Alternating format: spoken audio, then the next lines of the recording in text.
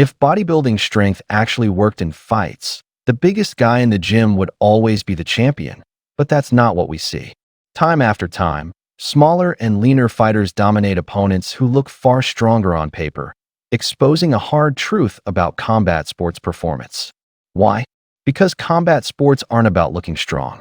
They're about being strong in a very specific, brutal, and scientific way. Today, we're breaking down why functional strength training is non-negotiable for fighters and why the bodybuilding model can actually be a step in the wrong direction. Most fighters train hard, but many still train like bodybuilders, chasing pump, isolation exercises, and muscle size. Bodybuilding is designed to maximize hypertrophy and local fatigue, which is great for aesthetics, but it doesn't prepare the body for the unpredictable demands of combat. The goal is force expression.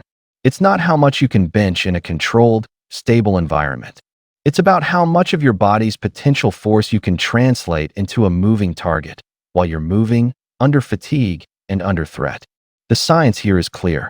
A 2017 review in the Journal of Strength and Conditioning Research highlighted that sporting performance is about the rate of force development, RFD. How quickly you can generate force, not just your 1-rep max. A slow, massive muscle might have a high max force, but a faster, more neurologically efficient muscle will hit you first and shut the lights out. Functional strength is the ability to express force that actually transfers to fighting tasks like striking, clinching, takedowns, scrambles, grip battles, and long isometric holds. From a scientific perspective, this relies less on muscle size and more on coordination between muscles and joints working as one system. Strength is primarily a neural quality. Improvements in motor unit recruitment, synchronization, and rate of force development are what makes strength usable in a fight. Functional training targets the nervous system through compound movements, explosive intent, and sport-specific isometric work, while bodybuilding prioritizes metabolic stress that slows force production. So, if not just big muscles, what are we building? 3 interconnected pillars. 1. Force transfer. In combat sports, power never comes from a single muscle.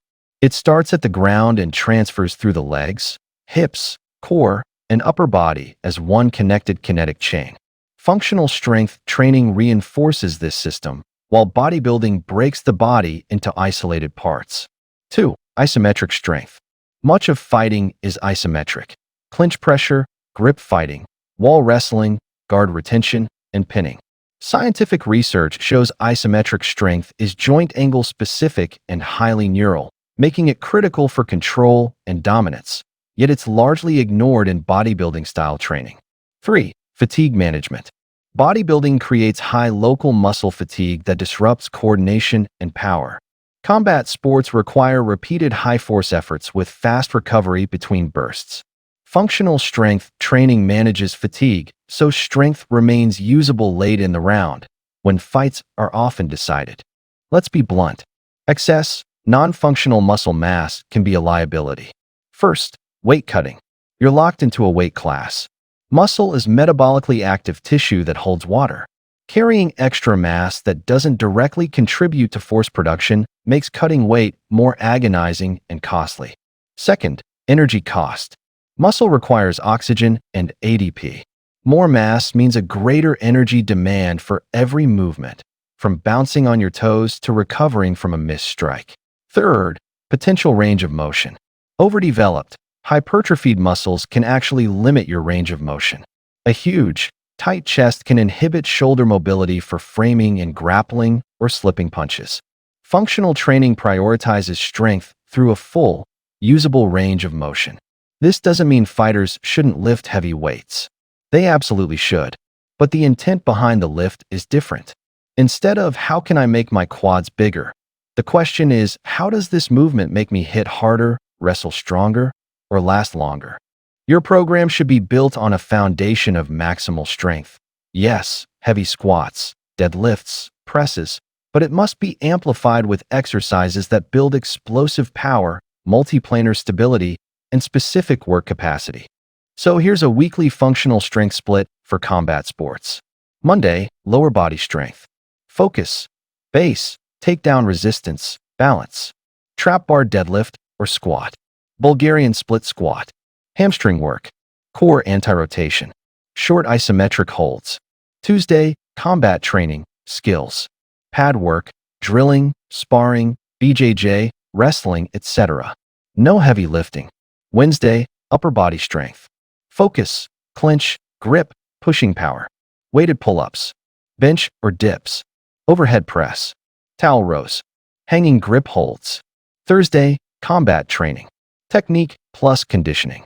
Friday, explosive power day, focus, speed plus nervous system, jumps, med ball throws, push press, kettlebell swings, farmer carries, short session, high quality.